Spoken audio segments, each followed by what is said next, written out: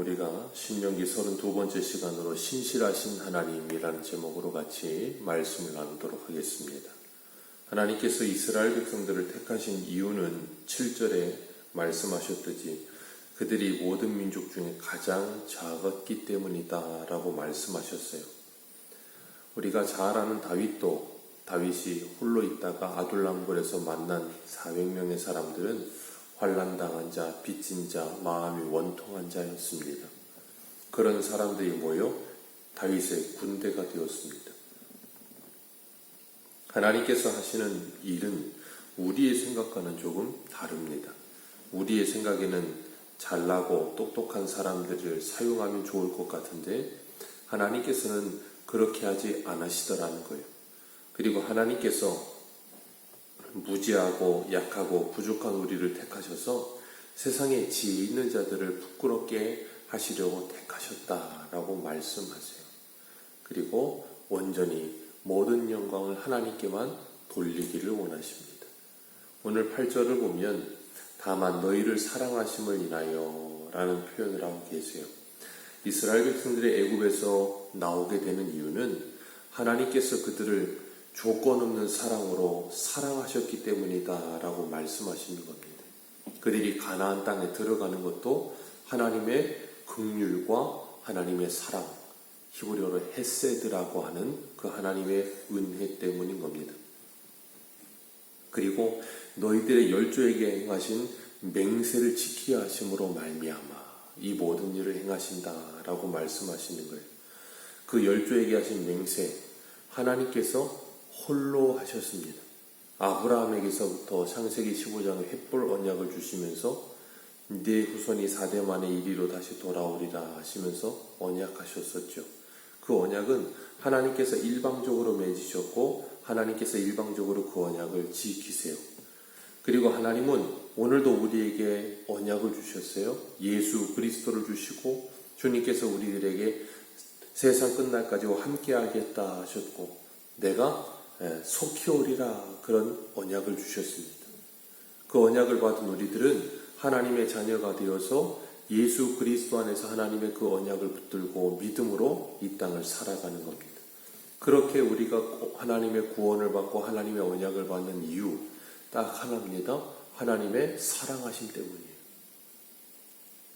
하나님께서 이스라엘 백성들을 구원하여 내시기 위해 하나님의 권능의 손으로 그들을 애굽왕 바로의 손에서 속량하셨다라고 말씀하세요. 하나님의 권능의 손으로 오늘도 우리를 하나님께서 죄에서 구원하여 주신 줄 믿습니다.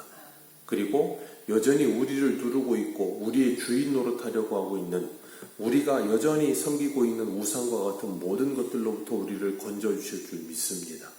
그래서 죄로 말미암아 비롯된 우리의 잘못된 현상들, 잘못된 습관, 잘못된 행실 그리고 우리가 집착하고 중독되어 있는 모든 것들로부터 하나님께서는 반드시 그 권능의 손으로 우리를 구원하여 주시고 속량하시며 자유케 하실 줄 믿습니다.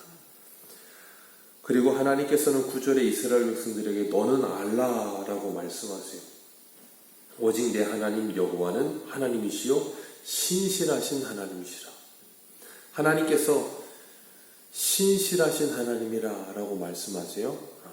변함이 없으시고 하나님이 언약하신 것을 반드시 지켜내시는 하나님, 창세기 15장에 아브라함에게 언약하셨던 그 언약을 신실하게 지키시는 하나님, 4대 만에 다시 돌아오리라 하신 것처럼 애굽에서 430년을 지내고 난 후에 그들을 신실하게 어디서 건져내신 하나님, 광야에서 40년이 되리라 하셨더니 하루를 1년이 되게 하셔서 40일 정탐일을 40년이 되게 하시고 신실하게 그 40년을 지키시고 이스라엘 백성들을 가나안 땅에 들여놓으신 하나님, 그리고 바벨론의 포로로 70년이 끌려가게 하셨을 때 그 70년의 때가 다 되면 다시 돌아오게 되리라 하나님의 시간표대로 신실하게 모든 일을 이행하시는 그 하나님, 그 하나님은 오늘도 하나님의 뜻과 하나님의 계획과 하나님의 시간표대로 이 모든 일을 진행하고 계신 줄 우리는 믿습니다. 그래서 우리는 그 하나님의 신실하심을 붙들고 그 하나님의 말씀을 지키는 거예요. 하나님을 사랑하고 그 계명을 지키는 자 천대까지 언약을 이행하시며 인애를 베푸시는 하나님이라 그러셨어요. 하나님은 이미 구약에서부터 출애굽기와 신명기에서부터 이미 계명을 지키라 하실 때 그 앞에 항상 말씀하시는 게 있어요. 뭐냐면 하나님을 사랑하고 해요. 하나님을 사랑하고 계명을 지키라라고 말씀하고 계세요. 그냥 계명을 지키라라고 말씀하시지 않으세요. 하나님을 사랑하고 지키라라고 말씀하세요. 왜냐하면 하나님을 사랑하지 않고 계명을 지키는 것은 그냥 율법주의로 끝나기 때문에 그런 겁니다. 유대인들이 그랬습니다. 예수님 당시 유대인들은 하나님을 사랑하지 않았어요. 그냥 계명만 지켰습니다. 이사야 시대에도 예레미야 시대에도 말라기 시대에도 하나님을 사랑함이 그들에게 없어요. 그냥 계명만 지켰죠. 그러니까 하나님은 뭐라 그러세요? 너희들은 계명을 지키지 않았다라고 말씀하세요. 계명 지킴은 무엇이에요? 율법의 완성은 로마서 13장에 뭐라 그러세요? 사랑이라. 사랑은 율법의 완성입니다. 그래서 마태복음 22장에도 하나님을 사랑하고 이웃을 사랑하라. 그것이 온 율법과 선지자들의 강령이다 그러셨어요. 하나님은 우리들에게 계명을 주시면서 하나님께서는 11절 말씀 우리 같이 한번 읽어볼까요? 11절입니다. 시작. 그런즉 너는 오늘 내가 내게 명하는 명령과 규례와 법도를 지켜 행할지니라. 아멘. 이것을 지켜 행할지니라라고 강조하시면서 뭘 강조하시는 거라고요? 하나님을 사랑하라. 그리고 이웃을 사랑하라. 저 가나안 사람들과 똑같은 모습으로 그렇게 살지 말아라. 그래서 10절에 하나님 이렇게 19절에 이렇게 말씀하세요. 너는 알라. 신실하신 하나님은 그 하나님을 사랑하는 자에게 사랑하여 그 계명을 지키는 자에게 천대까지 언약을 이행하시고 인애를 베푸시지만 그 하나님을 미워하는 자에게는 당장에 보응하시고 자기를 미워하는 자를 지체하지 아니하시고 하나님께서 보응하실 것이다. 그러니 11절 너는 명령과 규례와 법도를 지켜 행할지니라. 그러니 너는 하나님을 사랑하고 계명을 지킬지니라. 그래서 뭐 하라는 거예요? 하나님의 복을 받으라 라고 말씀하시는 거예요. 하나님은 계속해서 하나님과 함께하는 것, 하나님을 사랑하는 것이 복이다를 강조하고 계시는 거예요. 그리고 천대까지 하나님께서 그들에게 언약을 이행하시고 복을 주시겠다라고 말씀하시면서 하나님의 명령과 규례와 법도를 지키는 일이 얼마나 중요하고 얼마나 중차대하고 가치 있는 일인지를 하나님께서 이렇게 비교급으로 말씀해 주고 계시는 거예요. 하나님의 계명을 지키지 않는 것이 얼마나 무서운 일인지를 말씀하시면서 하나님의 계명을 지키는 일이 얼마나 복된 일인지를 또 가르치시는 겁니다. 하나님은 애굽에서 나온 이스라엘 백성들 광야 40년 동안 훈련시키시면서 그들이 들어가 차지하게 될 가나안 땅, 그 땅에 그냥 들어가기를 원하지 않으세요. 애굽에서 430년을 살면서 가지고 있던 그들 안에 있는 생각과 마음속에는 애굽성, 무슨 문제가 일어나든지 항상 애굽 사람과 똑같은 이 사상과 생각으로 생각하고 판단하고 결정 내리는 그 모든 그 사람 안에 있는 내면의 프로그램들을 다 바꿔내기를 원하셨던 거예요. 그들 안에 있는 애굽성을 다 뽑아버리고 하나님의 백성다운 생각과 하나님의 백성다운 마음과 하나님의 백성다운 관점을 가지고 문제를 보고 생각하고 결정할 수 있게 하기를 원하셨어요. 그렇게 그들의 속사람이 바뀌어야 가나안 땅에 들어가서도 그 가나안 원주민 7족속에게 그들이 물들지 않고 그곳에서 거룩한 하나님의 백성답게 살 수 있다는 거예요. 그들을 그냥 단지 몸만 애굽에서 데리고 나와서 가나안 땅에 집어넣는 게 목적이 아니란 말이에요. 그냥 우리를 단지 세상에서 불러내셔서 교회를 다니게 하거나 천국 가게 하는 것이 하나님의 목적이 아니에요. 우리를 이 땅에 두시고 교회 공동체로 부르시고 교회 안에서 양육을 받게 하시면서 하나님의 말씀을 배우고 익히며 그 말씀을 따라 살면서 우리의 생각도 우리의 마음도 우리의 시선도 우리의 관점도 다 바뀌어지기를 원하시는 거예요. 그리스도의 장성한 분량에도 우리들이 우리의 속사람이 변하기를 원하시는 거예요. 우리의 세계관의 변화, 우리의 정체성의 변화, 그래서 새로운 피조물이 되기를 원하시는 거예요. 그냥 예수 믿기 전이나 믿고 난 후나 똑같이 뭘 보든지 똑같이 생각하고 똑같이 판단하는 그런 모습으로 우리를 구원하지 않으셨다니까. 하나님의 권능의 손은 우리를 그렇게 속량하지 않으셨어요. 새 사람이 되게 하셨어요. 새 사람. 그래서 가나안 땅에 들어가서도 그들에게 흡수되지 않고 하나님의 백성다움의 거룩함을 지키며 살 수 있도록 하나님이 가르치고 계시는 거예요. 하나님의 자녀다움을 잃어버리면 이스라엘 백성들에게 남는 건 아무것도 없어요. 주님께서 그러셨잖아요. 소금이 그 맛을 잃으면 밖에 버리고 밟힐 뿐이지 소금이 맛이 없으면 무엇에 쓰겠습니까? 그리스도인도 마찬가지예요. 그리스도인으로서의 정체성과 그리스도인으로서의 맛이 나지 않으면 아무 의미가 없는 거예요. 세상 사람이나 그리스도인이나 뭐가 다릅니까? 뭐 그리스도인이라고 해서 여기서 금칠했나요? 아니거든요. 그렇기 때문에 하나님은 우리들이 우리의 마음이, 우리의 생각이, 우리의 시선이, 우리의 관점이 변하기를 원하시는 거예요. 변하기를. 오늘 12절 말씀 같이 한번 읽어볼까요? 12절입니다. 시작. 너희가 이 모든 법들을 듣고 지키려 한다면 내 하나님 여호와께서 내 조상들에게 맹세하신 언약을 지켜 너희에게 인내를 베풀 것이다. 아멘. 법도를 듣고 지켜 행하면 여호와께서 맹세하신 언약을 지켜 인내를 베풀어 주실 것이라. 헤세드, 인내, 긍휼, 자비라는 단어를 쓰고 있는 사랑도 되고요. 인내를 베풀어 주실 것이라. 곧 너를 사랑하시고 복을 주사 너를 번성하게 하시되 내게 주리라고 내 조상들에게 맹세하신 땅에서 내 소생에게 은혜를 베푸시고 토지소산과 곡식과 포도주와 기름을 풍성하게 하시고 소와 양이 번식하게 될 것이고 내가 복을 받으니 만민보다 훨씬 더 많이 받게 될 거고 남녀 너희의 짐승 암수가 생육하지 못함이 없을 것이고 모든 애굽의 모든 악질이 걸리지 않고 모든 질병에서 네가 멀어지게 될 거고 너를 미워하는 모든 자들에게 그 악질이 걸리게 될 것이라.